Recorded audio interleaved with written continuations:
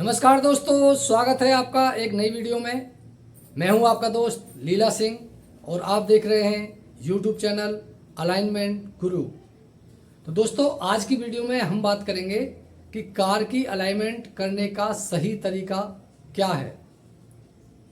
बहुत से लोगों को आपने कहते हुए देखा होगा, कई बार अलाइनमेंट कराया, मज़ा नहीं आया, या कई जगह अलाइनमेंट कराया, गाड़ी टायर फिर भी खा रही है।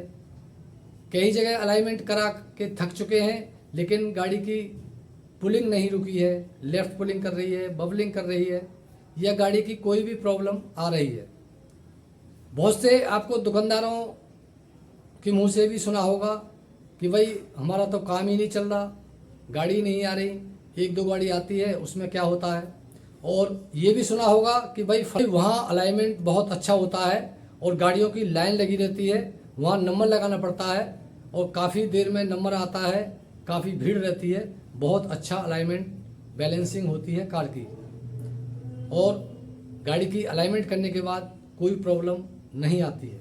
तो दोस्तों, आज की वीडियो में मैं ऐसे 3 सिंपल तरीके बताने वाला हूँ जिससे आप किसी भी गाड़ी की व्हील अलाइनमेंट बैलेंसिंग करके एक अच्छा परफेक्ट काम कर सकते हैं और गाड़ी की प्रॉब्लम भी सॉल्व कर सकते हैं। और वो परफेक्ट तरीके क्या हैं?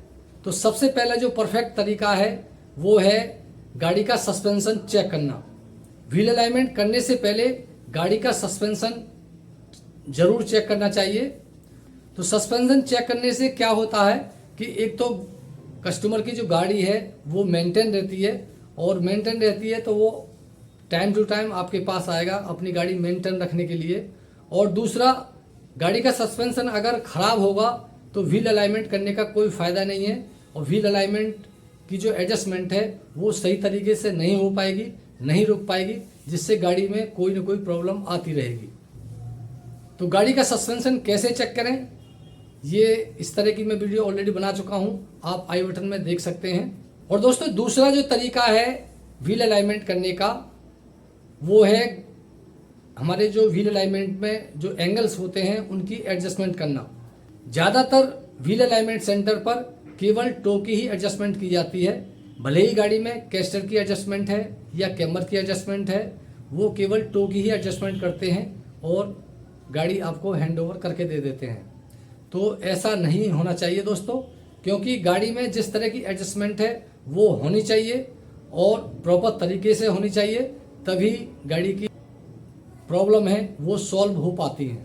तो गाड़ी के सस्पेंशन के हिसाब से हर गाड़ी में व्हील अलाइनमेंट की, कैम्बर की, कैस्टर की अलग अलग एडजस्टमेंट होती हैं। रियर व्हील अलाइनमेंट की भी एडजस्टमेंट होती है, जिसमें जैसा सस्पेंशन होता है उसी हिसाब से उसमें व्हील अलाइनमेंट की एडजस्टमेंट होती है। और जो व्हील अलाइनमेंट में जो एंगल्स होते हैं उनको एडजस्ट किया जाता है, तो उसको प्रॉपर तरीके से एडजस्ट करना चाहिए। और दोस्तों, तीसरा जो तरीका है वो है गाड़ी के टायर रोटेशन का। और टायर रोटेशन के बारे में अक्सर कर गाड़ी वाले भी भूल करते हैं, और जो व्हील अलाइनमेंट सेंटर वाले हैं वो भी भूल करते हैं, और टायर की जो रोटेशन है वो सही तरह से नहीं कर पाते हैं। ज़्यादातर जो प्रॉब्लम आती है टायर रोटेशन की वजह से आती है, जैसे गाड़ी में पुलिंग है, बबलिंग है, या कोई साउंड है, या टायर खाने की भी है, तो वो टायर रोटेशन से ज़्यादा होती है। और ज़्यादातर जो कस्टमर हैं वो खाली व्हील अलाइनमेंट करवा लेते हैं और टायर रोटेशन या व्हील बैलेंसिंग नहीं कराते हैं, तो इसका भी कोई फ़ायदा नहीं है अलाइनमेंट करने का, क्योंकि व्हील अलाइनमेंट, बैलेंसिंग और टायर रोटेशन ये तीनों चीज़ एक साथ होनी चाहिए, और हर 5000 या जब भी आपकी गाड़ी की सर्विस होती है ये होनी चाहिए।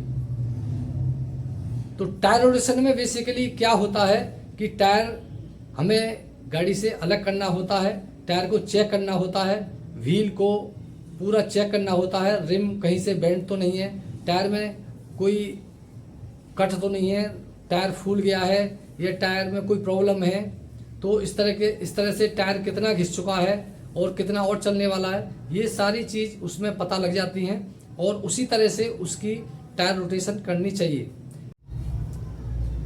तो टायर रोटेशन कैसे करें, इसके लिए आप आई बटन में वीडियो देख सकते हैं।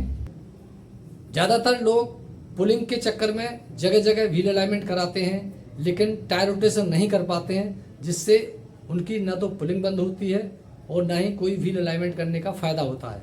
व्हील अलाइनमेंट में क्या है, टो को एडजस्ट किया जाता है, यानी हमारे जो व्हील है उसका जो एंगल है उसको एडजस्ट किया जाता है, जिससे टायर भी नहीं घिसेगा और आपकी गाड़ी की जो परफॉर्मेंस है वो भी अच्छी रहेगी। तो उस तरह से बैलेंस करने का भी कोई फ़ायदा नहीं है।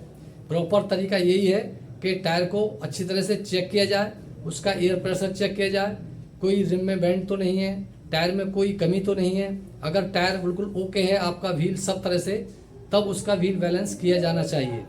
और ऐसे व्हील बैलेंस करने का कोई फ़ायदा नहीं है कि टायर में कट भी है या फूला हुआ है या घिसा हुआ है, उसका बैलेंस करके आप लगा दें तो वो एक बिल बनाने वाली बात होती है। तो ऐसा काम करके आप कस्टमर के मन में कौन एक विश्वास बना सकते हैं और गाड़ी की जो परफॉर्मेंस है वो भी सुधार सकते हैं और गाड़ी का जो व्हील अलाइनमेंट बैलेंसिंग है वो एक सही तरीके से कर सकते हैं। तो इस तरीके से आप गाड़ी की व्हील बैलेंसिंग अलाइनमेंट प्रॉपर तरीके से करेंगे तो आपकी जो एक मार्केट में साख है वो भी बनेगी, विश्वास बनेगा। तो दोस्तों इसके बारे में और भी कोई आप अगर पूछना चाहते हैं तो कमेंट करके हमें भेज सकते हैं। तो वीडियो को लाइक करें, शेयर करें और चैनल को सब्सक्राइब करना ना भूलें। इस तरह के इन्फॉर्मेटिव कंटेंट मैं बनाता रहता हूँ। फिर मिलेंगे एक नई जानकारी के साथ एक नई वीडियो में। तब तक के लिए जय हिंद, जय भारत।